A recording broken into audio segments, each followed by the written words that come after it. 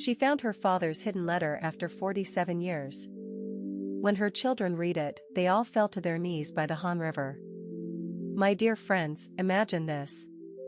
You are 65 years old, quietly sorting old family photos in your small home on the outskirts of Seoul. Among the faded pictures, your fingers brush against a yellowed envelope you've never seen before. Inside is a letter from your father, a man you always believed came from the north. The words on that paper hold a secret he carried to his grave. What if that single letter opened a door to a family you never knew existed? What if the lost voice beyond the border had been calling to you all along? Today I want to share the touching story of Grandmother Mija and her children, a multi-generational family saga filled with hidden pain, unspoken regrets, and a love that refused to be silenced by time or borders.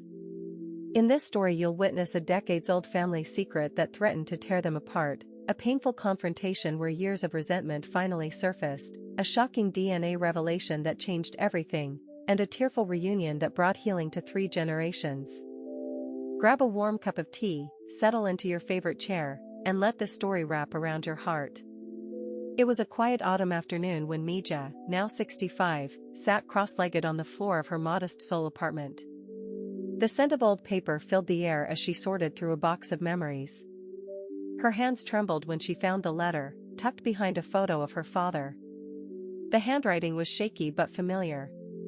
My dear daughter, if you are reading this, I have already crossed the border that no one can return from. There is a voice I left behind in the north, a voice I silenced for your safety. Forgive this old father. Mija's eyes filled with tears. She had always known her father came from a village near the border, but he rarely spoke of it. Now the letter hinted at a wife and son he had to leave behind, a brother Mija never knew she had. That evening she gathered her 2 grown children, her son Minho, a busy salaryman in his 40s, and her daughter Jiun, a schoolteacher raising her own teenage daughter. The family sat around the small dining table as Mija read the letter with trembling hands. Yama, this can't be real, Minho said, his voice tight. We've struggled enough without chasing ghosts from the north. Jiun stayed quiet, but her eyes showed the same doubt. Generational tensions rose quickly. The children saw the world through modern, practical eyes, while Mija carried the weight of a divided history in her heart.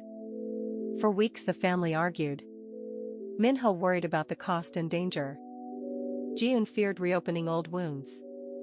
One rainy evening, after yet another heated discussion, Mija whispered through tears, "All these years I thought I was protecting you by staying silent, but maybe I was just repeating my father's mistake." The heartfelt confrontation finally came that same night. Jiun broke down first. "Yama, why didn't you ever tell us you felt this emptiness? We thought you were fine." Minho's voice cracked as he admitted his own fear of appearing weak. Years of suppressed emotions poured out, regrets about busy lives that left little room for their mother's quiet sorrow. They cried together for the first time in years, holding each other as the rain beat against the windows. Encouraged by this fragile openness, they decided to take the journey together. They submitted DNA samples and gently inquired through careful channels. The waiting was agonizing. Then came the touching revelation. The DNA results arrived in a plain envelope. Not only did they confirm a half-brother in the north, but they also revealed that Mija's father had secretly tried to send messages and small gifts across the border for years. The lost voice had never truly stopped calling. Mija's hands shook as she read the report. He never forgot us, and we were never truly alone. Tears flowed freely. Jiun hugged her mother tightly. "Yama, I'm so sorry we made you carry this burden by yourself." Even practical Minho wiped his eyes, saying, "I thought chasing the past was useless, but it brought us closer than ever." The climax arrived on a misty morning by the Han River. Through incredible circumstances, Mija's nephew had managed to send a recorded message and precious family photos. The family gathered on the riverbank where Mija's father had once dreamed of reuniting everyone. As the gentle recording played, an elderly voice filled with the same warmth Mija remembered, they all wept. Mija spoke softly to the wind, "Abuji, your voice crossed the border after all." Her grandson, who had been distant, suddenly hugged his grandmother tightly and said, "Halmoni, I want to know all our stories now." In that moment, forgiveness washed over them like the river's calm current. Old wounds were acknowledged, regrets released, and a new chapter of understanding began.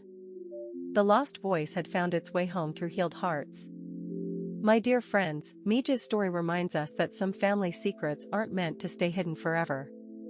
They wait until we are ready to listen with open hearts. What began as a single hidden letter became a bridge that reunited 3 generations, turning pain into profound gratitude.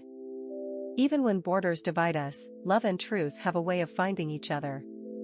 May this gentle tale encourage you to reach out to that family member you've been meaning to call, to forgive that old misunderstanding, or to finally share the story you've carried in silence.